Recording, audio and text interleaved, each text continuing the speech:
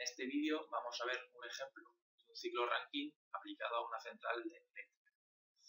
Las partes fundamentales de la central eléctrica están representadas en este esquema y lo principal que tenemos que ver es lo que sería el ciclo Rankine, que es un ciclo básico. En este ejemplo es un ciclo básico. Por otro lado veríamos la fuente de calor, que en este ejemplo va a ser una caldera de carbón. Y por último sería el sistema de evaporación de calor, que en este esquema está representado con una torre de refrigeración.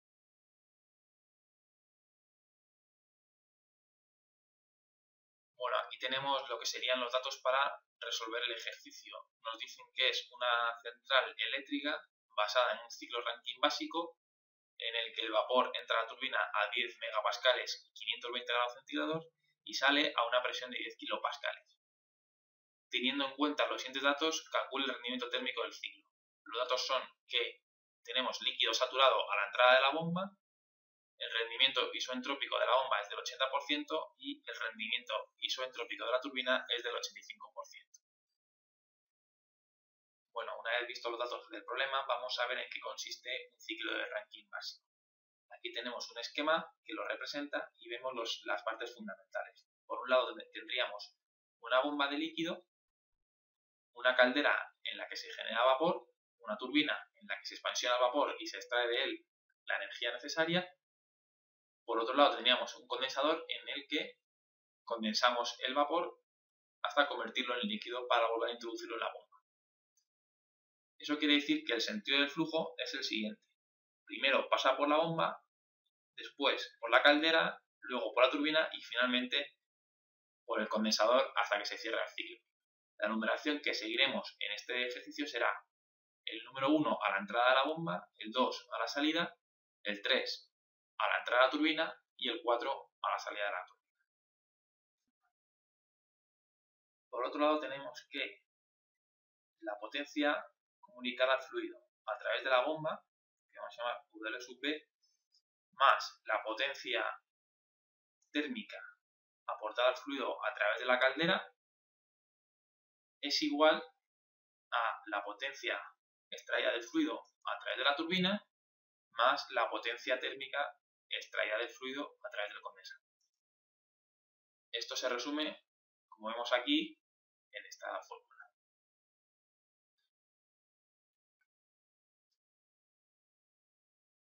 Ahora lo que vamos a hacer es representar el ciclo Rankine básico en un diagrama TS. Aquí vemos un diagrama TS, temperatura, entropía y la campana de saturación. De forma que a la izquierda de la campana tendríamos líquido sumifriado, en esta zona interior de la campana tendremos mezcla bifásica y a la derecha de la campana tendremos vapor sobrecalentado. Lo siguiente sería representar las líneas de presión constante o isóbaras, tanto la isóbara de baja presión como la de alta presión. Es decir, aquí tenemos dibujada la isóbara de 10 kilopascales, que es la presión de condensación, y aquí la isóbara de 10 megapascales, que es la presión a la que se genera el vapor.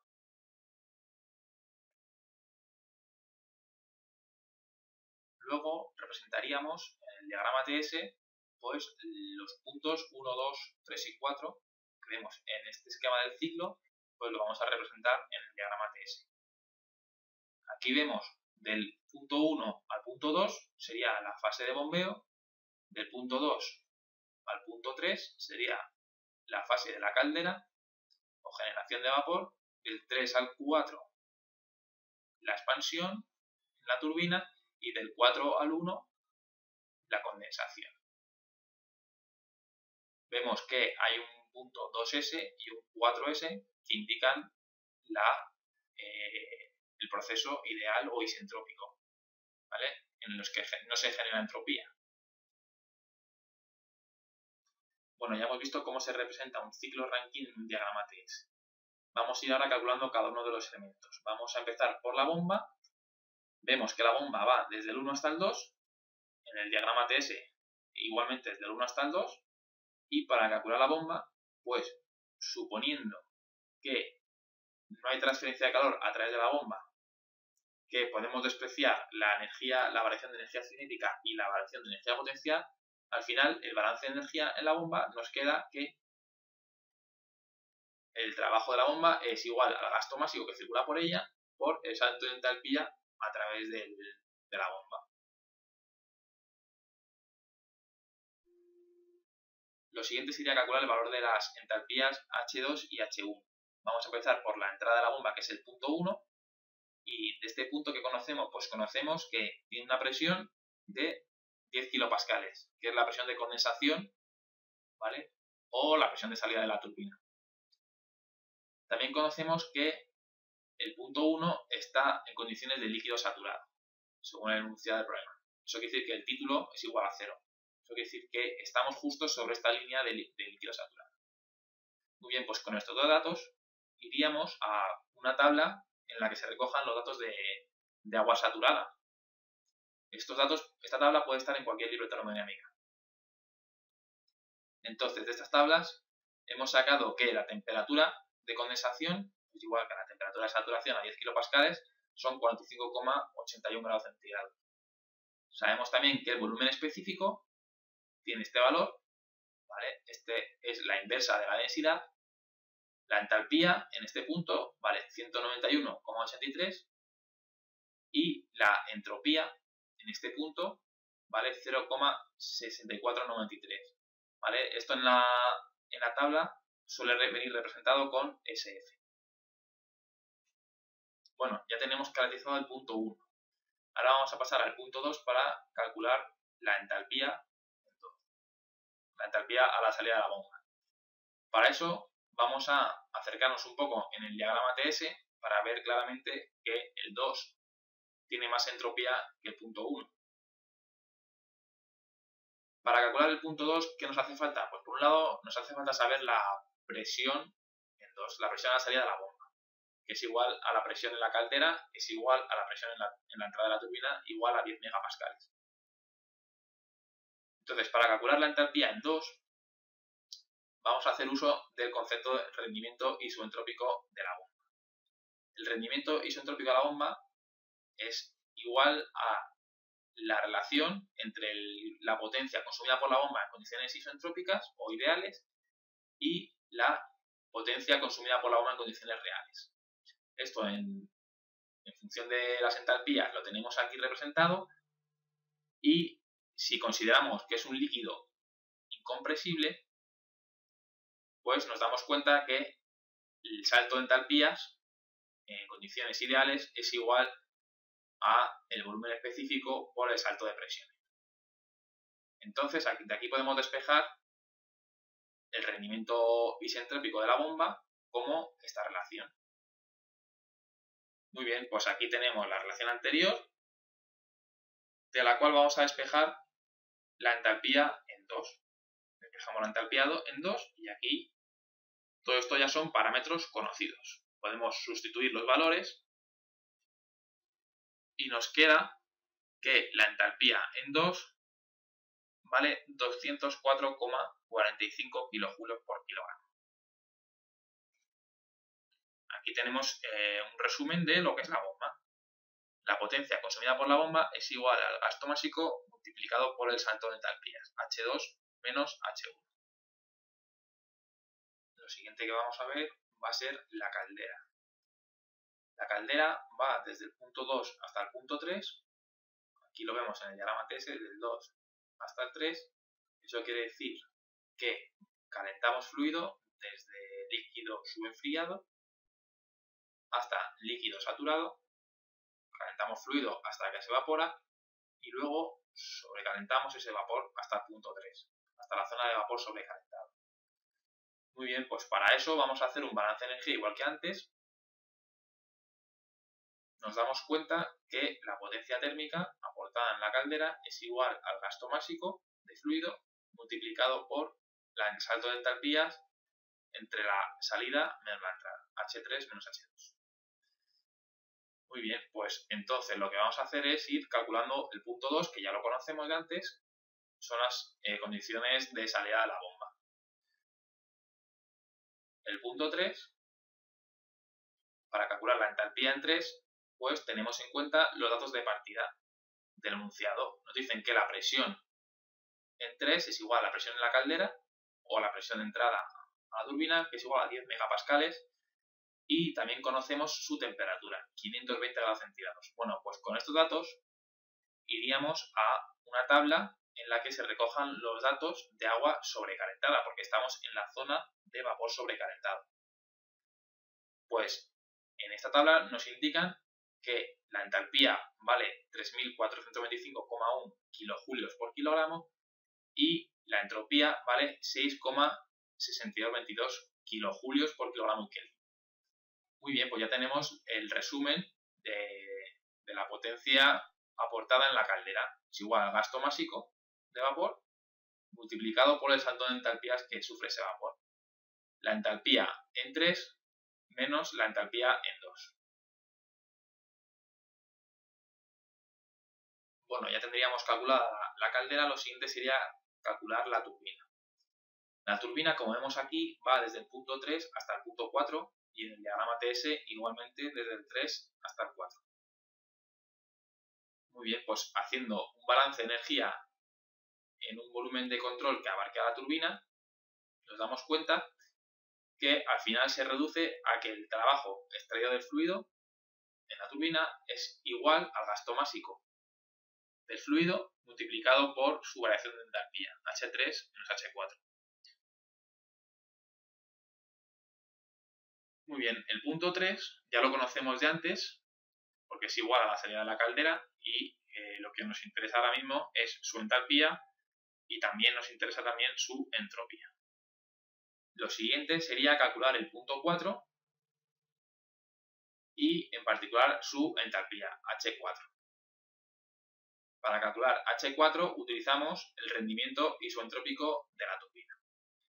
El rendimiento isoentrópico de la turbina es igual a la potencia extraída de la turbina dividido entre la potencia que se extraería de la turbina si se siguiese un proceso isoentrópico. De ahí el subíndice S. Entonces, si se plantean estas potencias utilizando las entalpías, tendríamos esta ecuación, de la que despejaríamos la entalpía en 4, que es lo que queremos. La entalpía de 4 es igual a la entalpía de la entrada menos el rendimiento isoentrópico de la turbina por el salto de entalpías del proceso isoentrópico.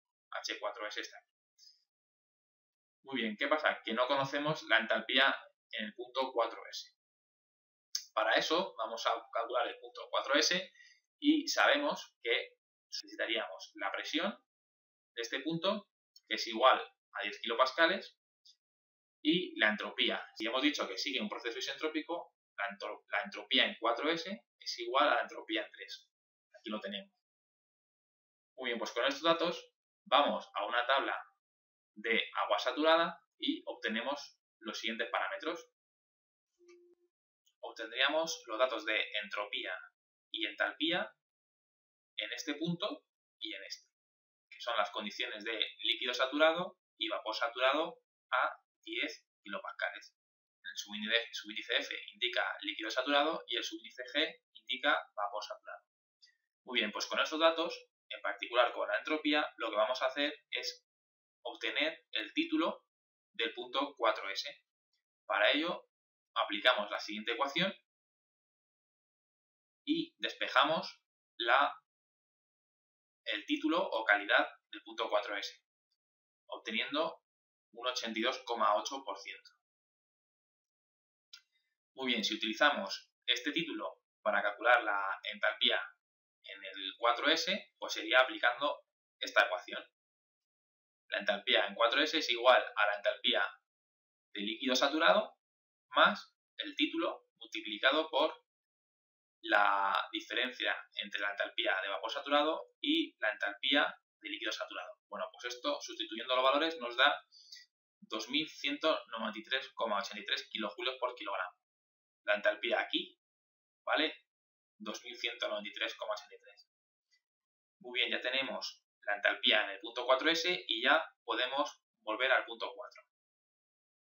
Calculamos, utilizando el rendimiento isoentrópico de la turbina, el valor de H4. Despejamos a volvemos aquí a poner los valores y obtenemos H4. ¿De acuerdo? Que es 2378,52 kilojulios por kilogramo. Este valor es 2378,52. Muy bien, pues con esto ya podríamos en esta transparencia poner un resumen de la parte de la turbina. La potencia de la turbina es igual al gasto másico de vapor que circula por la turbina multiplicado por el salto de entalpías H3 menos H4. Y ya para terminar el ciclo nos quedaría el condensador. El condensador, como vemos aquí, va desde el punto 4 hasta el punto 1. Aquí también lo vemos en el diagrama TS. Y lo único que tenemos que tener en cuenta es que la potencia térmica del condensador es igual al gasto másico de fluido que circula por él por el salto de entalpías. ¿De acuerdo? Hasta que, esto quiere decir que el vapor que está en este punto se tiene que condensar hasta llegar a líquido saturado en el punto 1. Muy bien, pues como conocemos tanto H4 como H1, pues simplemente lo metemos en esta fórmula. Y ya tendríamos la potencia térmica disipada en el condensador. Bueno, pues ya hemos terminado de calcular los elementos principales de este ciclo básico de Rankine y ahora faltaría pues comprobar los resultados. Para comprobar los resultados se tiene que cumplir esta ecuación. Pues si en esta ecuación introducimos estos valores, pues vemos que es correcto, que se cumple la ecuación. Por otro lado, podríamos calcular el rendimiento térmico del ciclo, que es lo que nos pide el problema. El rendimiento térmico del ciclo es igual a la potencia neta del ciclo dividido entre la potencia térmica aplicada en la caldera. Muy bien, pues si tenemos en cuenta que la potencia neta es igual a la potencia de la turbina menos la potencia consumida en la bomba, pues nos queda lo siguiente. Esto sería en formulación con entalpías y al final el rendimiento del ciclo se puede resumir con esta fórmula. Muy bien, si sustituimos los valores nos queda lo siguiente. Que el rendimiento del ciclo es igual al 32,1%. Otra forma de calcular el rendimiento sería a través de esta fórmula. Comprobaremos que nos sale lo mismo, exactamente igual que antes. Si se hace esta ecuación, tenemos que el rendimiento sale igual que antes, el 32,1%. Bueno, vamos a seguir con el ejemplo, vamos a continuar con la segunda parte del problema y en esta segunda parte lo que nos dicen es lo siguiente. Teniendo en cuenta los siguientes datos, calcule el gasto másico de vapor para que la potencia neta efectiva de la central sea de 500 MW. Los datos son los siguientes. El rendimiento mecánico de la bomba, 98%. El rendimiento del motor eléctrico de la bomba, 95%. El rendimiento mecánico de la turbina, 98%. Y el rendimiento del generador eléctrico, 97%.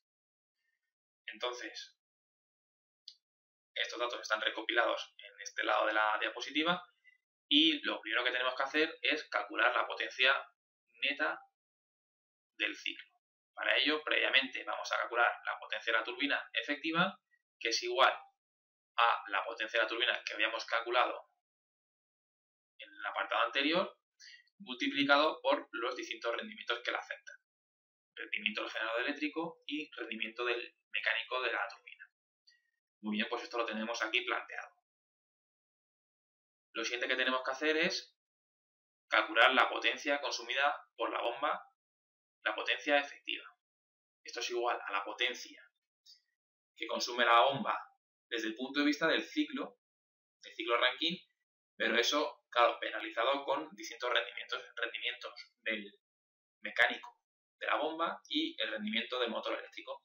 Bueno, pues esto está aquí planteado. Muy bien, pues la potencia neta efectiva de la planta, que es lo que nos dicen que tiene que valer 500 megavatios, pues es la diferencia, la potencia de la turbina efectiva menos la potencia de la bomba efectiva. Bueno, pues si sustituimos aquí estos valores y despejamos el gasto másico M', pues nos da 509,52 kilogramos por segundo de agua o de vapor. Bueno, a continuación vamos a hacer la tercera parte del ejercicio. En esta parte nos dicen que si en la central se utiliza carbón, lignito como combustible y el rendimiento de la caldera es del 85%, nos piden calcular el rendimiento de la central eléctrica y el gasto básico de combustible.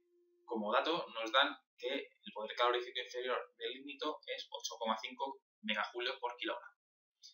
Entonces, para calcular esto, lo que vamos a plantear es la potencia térmica en la caldera de forma efectiva. Vamos a ver, la potencia térmica en la caldera efectiva es igual a la potencia térmica en la caldera que aportamos al ciclo Rankine penalizado con el rendimiento de la caldera. ¿Vale? Pues si sustituimos aquí los valores del ciclo Rankine que obtuvimos anteriormente y el gasto básico del apartado 2, pues obtendríamos la potencia térmica en la caldera efectiva, 1930,57 megavatios de potencia térmica. Entonces nos piden, ¿cuál es el rendimiento de la central eléctrica? Pues el rendimiento de la central sería la potencia neta efectiva dividido entre la potencia térmica en la caldera efectiva. De esta forma tendríamos 500 megavatios dividido entre 1930. Nos da un 25,9% de rendimiento. Por otro lado nos dicen, ¿cuánto vale el gasto básico de combustible? Pues para eso planteamos esta ecuación y sustituyendo resolvemos que necesitamos 227,12 kilogramos por segundo de carbón.